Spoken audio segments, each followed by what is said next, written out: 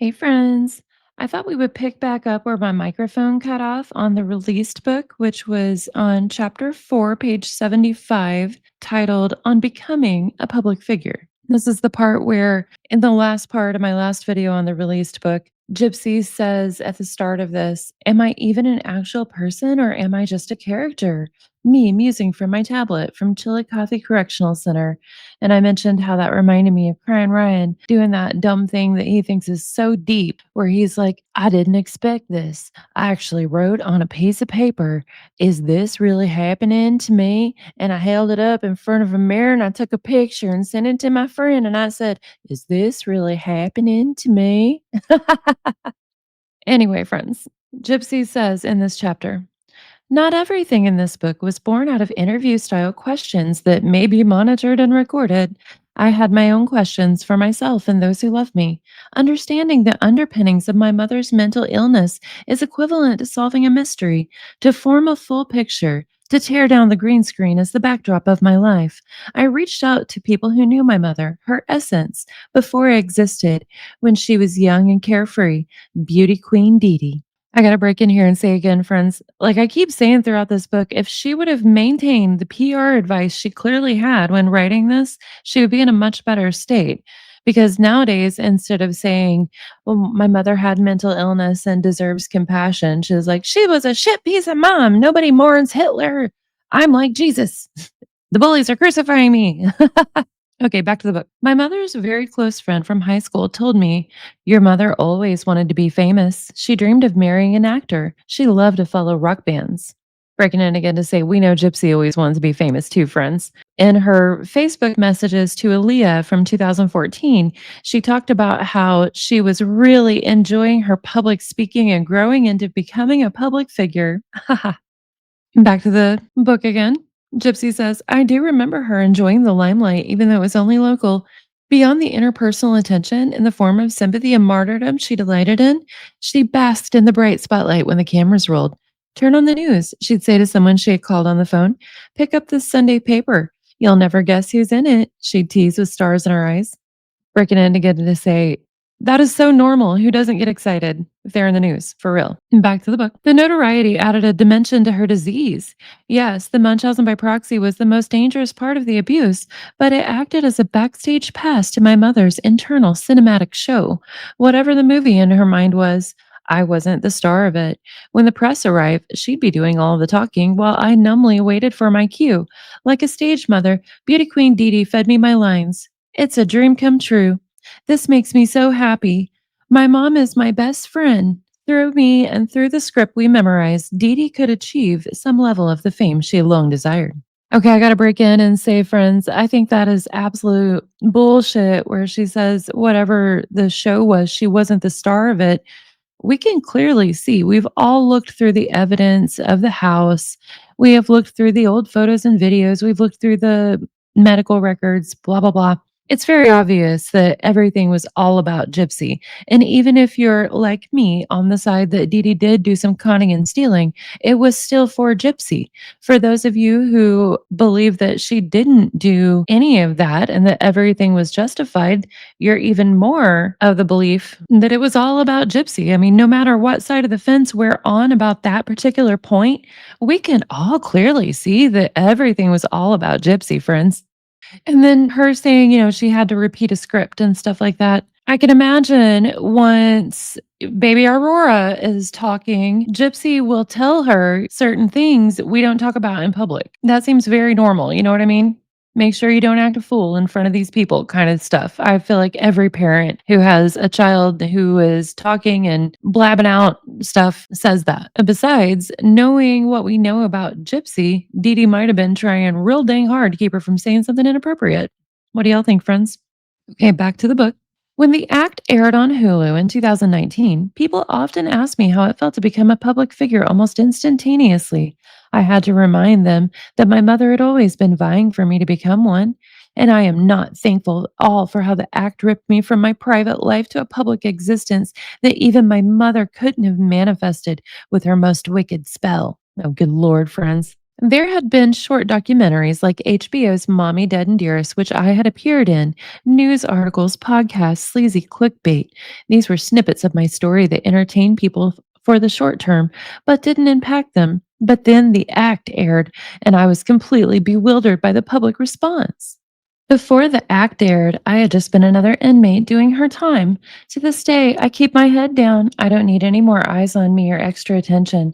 The act brought an onslaught of emails from strangers all over the world. The corrections officers looked at me differently. Inmates wanted my autograph, and others asked me for money, assuming being on television means you're rich.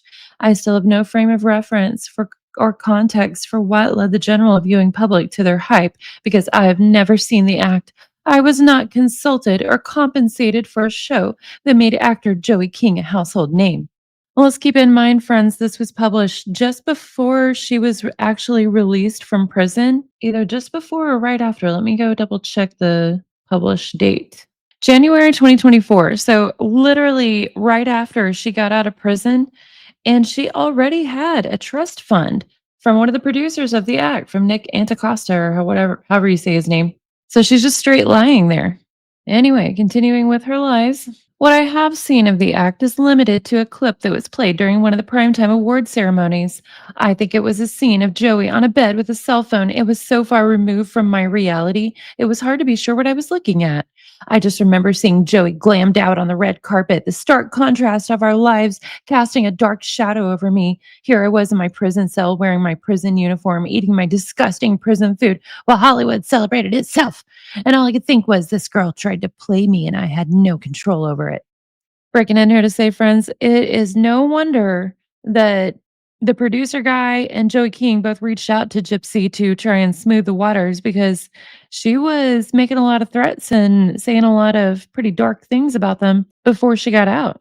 Okay, and then she goes into more phone calls. Melissa Moore says, "Hey, I thought of something funny about the act as I was preparing my questions for our call. You know, they made a dramatized movie about my dad, right? Lifetime did one called The Happy Face Killer. And guess who plays my dad? David Arquette." Gypsy says, "David Arquette, is he related to the actress who played my mother?"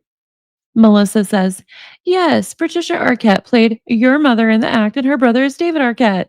Gypsy replies, "Oh my God, so we are like TV siblings." Melissa says, "I know, right? It's such a funny coincidence. Tell me about the moment you heard that there's a scripted series that came out about you."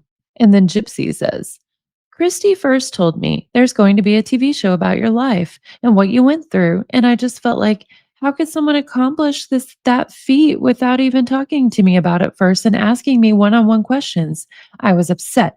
I didn't know that this was going to be a drawn-out series. I didn't have any participation in it. No one asked me if it was okay that they made this about my life." Melissa replies, "Yeah, they don't have to with public record. So take me into the day that the act aired. Tell me about what that day was like. What were you doing in prison?" Gypsy says, "Number one, I was happy that we don't get Hulu here in prison. We don't get any kind of those premium channels or anything.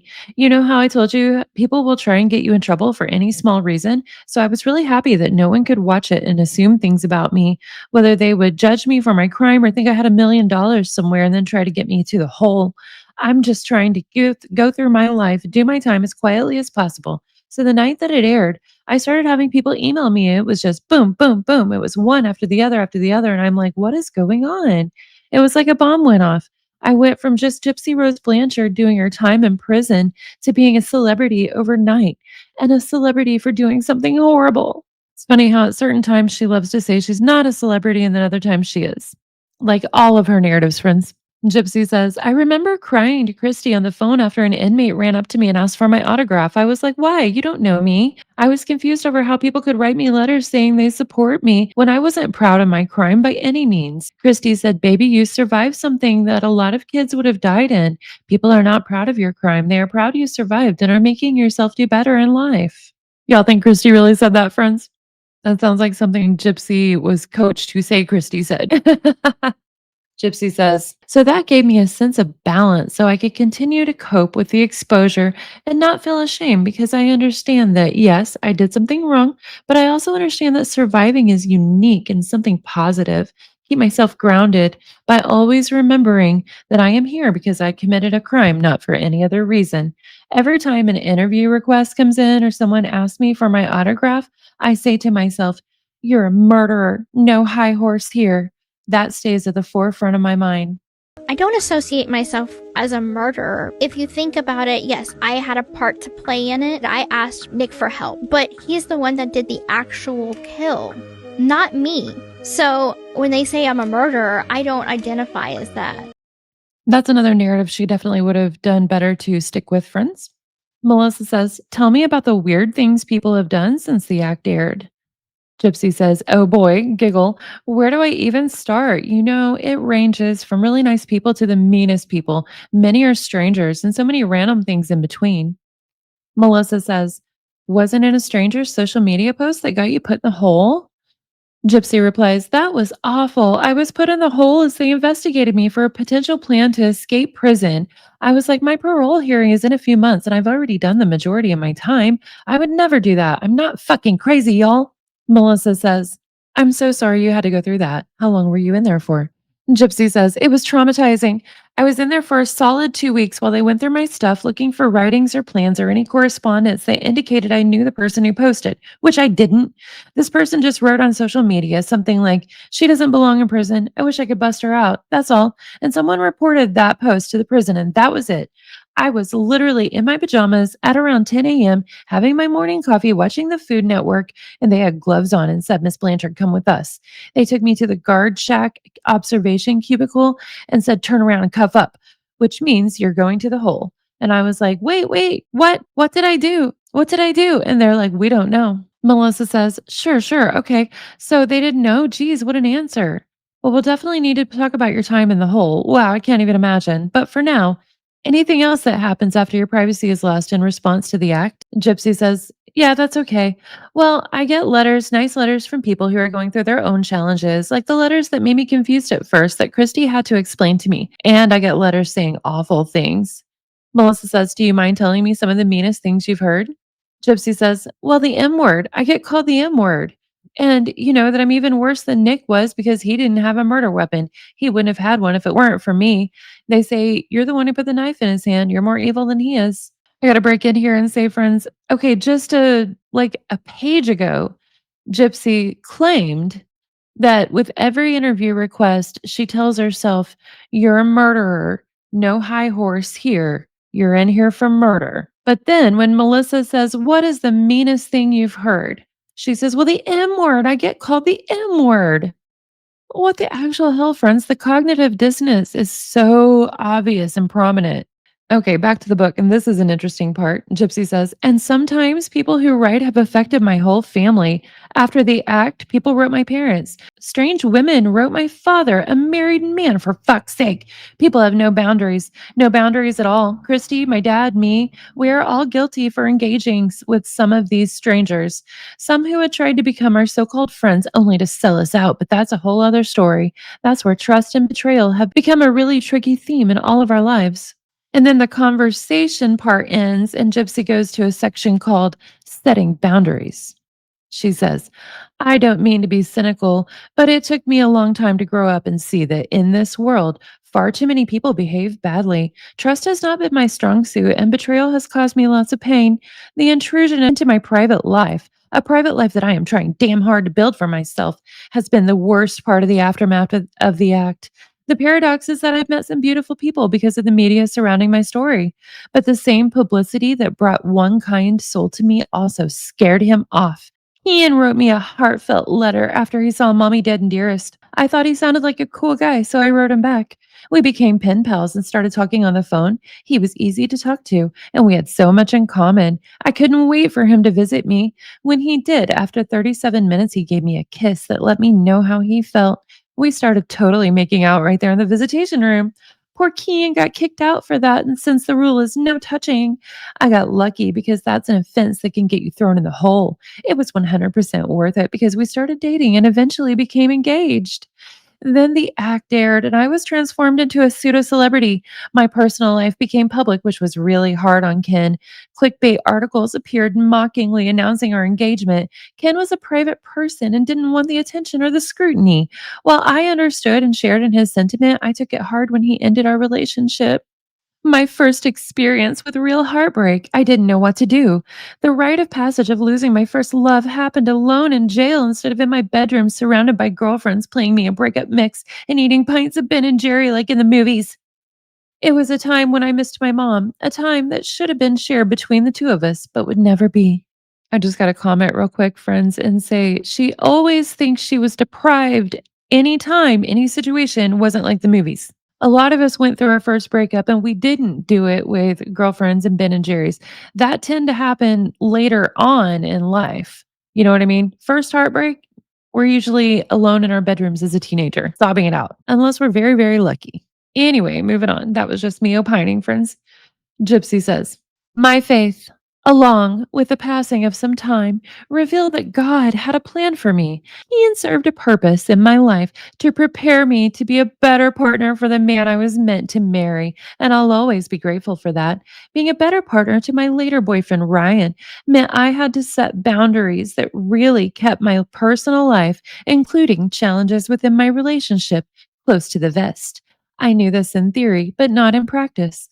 I didn't want to risk Ryan feeling closed in by being in my life, but with my trust muscle still weak, I did risk it. In October of 2022, about 4 months after Ryan and I had our prison wedding, the weight of the responsibility of being someone's wife hit me hard. Self doubt smeared my fledgling self worth, and being Mrs. Anderson threw a wrench in my still developing identity.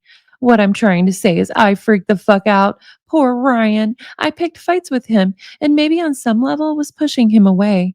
Alone and tired of crying over the latest argument Ryan and I had, I thought I could share my fear and confusion with some trusted friends, writing, hi, friends. I just want to let you know that I am thinking about going forward with an annulment. I was hoping my friends would talk me off the ledge. Why are you getting an annulment? How do you know that? I asked, stunned and frankly creeped out. I read it online in In Touch magazine. Is it true? I didn't know which of the recipients of my confidential email took the screenshot of it and sent it to the tabloids, but I had my suspicion. That was the last time I ever shared private feelings with anyone outside of my inner circle. I have gotten better at boundaries. We know that's a damn lie, friends. Oh my God. And then it goes back to conversations between her and Melissa Morgan. Melissa says, I can't believe it. Are you okay? I mean, do you know who leaked the parole news? Gypsy. You do not know how shocked I was when everyone in canteen came up to me and were like, we know you got parole. Melissa says, ugh, I'm so sorry, Gypsy. We were all blindsided. Gypsy says, we have been able to be private about it for so long, then 4 months out, boom, leaked. I know who it is. So do Christy and my dad. I don't know why I'm surprised. Melissa says, this is the thing about boundaries. Gypsy says, yeah, don't set them too late. It was probably Christy that leaked it, friends. We know how she is. She sent out pictures of the baby to anti Gypsy content creators. Anyway, then Gypsy goes back to it, stops the conversations between her and Melissa Morgan and goes back to just Gypsy talking. And she says, praying for a purpose. I've been talking to God about a purpose, mine, about making sense of the nonsensical. I was never the child who wanted to be a famous singer or a rich actress on television or even president. Oh, bullshit. Anyway, I didn't dream of things like going on American Idol or landing a big feature role playing another person like Joey King did. Oh God, she's so petty, friends. Gypsy says, I never wished to be rich and famous. No, she wanted to be a vampiress, queen of the vampires, living an isolated life, having her vampire king do horrible things to her imaginary daughter. If you know, you know, friends. Anyone who doesn't know, search YouTube for Victor and Demona story. I've done a video on it myself. Okay, anyway, Gypsy says, I wanted to be a veterinarian, a paleontologist, an artist, and yes, even a nun. Oh, for heaven's sake. She said all along that that was Dee Dee's thing and it freaked her out. Good Lord. Anyway, back to the book. Living the life I had with my mother, my only prayer was to have a normal, average life. Things today seem to be going in the opposite direction. As much as I have resisted the public role, it keeps finding me in bigger, more transcendent ways. Gypsy says, I know that doing 2 books, a Lifetime docuseries, and a follow-up series will look nothing like the private life I wish I had. People will criticize me. They'll accuse me of being a publicity hound or selling out or who knows what. But blessings like this found me. When I am grappling with the optics and falling prey to guilt and shame, I wonder if the outlets that have been afforded to me are like the joke about the man drowning in the ocean, praying to God to save him. He passes up a boat, a plane, a man with a life raft, repeatedly saying no to the rescue efforts. God will save me. Maybe the public life is my life raft. God showing me my purpose. And if I turn it away, telling myself God will show me my purpose, he'll say to me, I sent you a book deal, a docuseries, social media. Why didn't you take them? That goes back to where Gypsy says that she prayed for a blessing and she felt like the plea deal she got was her sign from God that she was forgiven and gotten a blessing. She was forgiven for the murder. Now she's confirming that she believes that her lifetime shit is more signs from God that she is forgiven and that this is the path that she should take. Every media deal. Anyway, Gypsy says, I'm going to stay steady on the path I'm on, make the exposure count toward a bigger, more serious career, a career in advocacy. To be a public figure. And I'm not required to advocate. In awareness, in positive change, my nightmares are being replaced with aspirational daydreams of starting my own organization, spreading knowledge and awareness about Munchausen by proxy, and mentoring others who have experienced trauma and abuse. Oh, good Lord. Can you all imagine that, friends? Gypsy says, I feel like I have a responsibility now, one I don't take lightly. I've been blessed to have been given a second chance at life. Not everyone has the opportunity to bring awareness to a horrible situation or create meaning where there once was none. This is the good thing about being public, having the ability to reach a lot of people with a message of positivity. Fuck the haters! You like that, bitches? Fuck you! Fuck. I don't want to be a victim and perpetrator any longer. I want to have influence, maybe even go to the Capitol and get some laws in place, get some things changed. For starters, I'd create an oversight so doctors can be kept accountable for doing harm and for being inept. Maybe this is my purpose. It's not that I don't care about people in, bad situations. I do. I care about people. But also, nobody appointed me the savior of the world. And I feel like that was put upon me when I got out. And I misspoke, saying I want to be an advocate. I want to help people because it's like I have a good heart and I do want to help people, but I don't have the connections to help people. I don't know any representatives in the House of Law. I'm not friends with government officials. I can't make laws change, can't make laws happen. By exercising my purpose, I can ensure doctors are more observant of their patients' care and trained to look for red flags. My medical history was not a red flag. It was a goddamn red banner that reads, How did you not know? My public platform will become a podium on which my self worth and identity will blossom, and I hope that others, especially helpless children, will benefit from the sweet smell of the bloom. Oh, for the love of God, you know she wrote that last line, friends. She wanted to start a foundation. Cue Anna Delvey, my God, friends. And she should know damn well nobody wants her working with their kids. Anyway, that was a lot of absolute hilarity and narrative shifting. I'm going to go ahead and cut off here and edit. We'll go out with a palate cleanser as always. And let me know what you think in the comments, friends. Have a good day.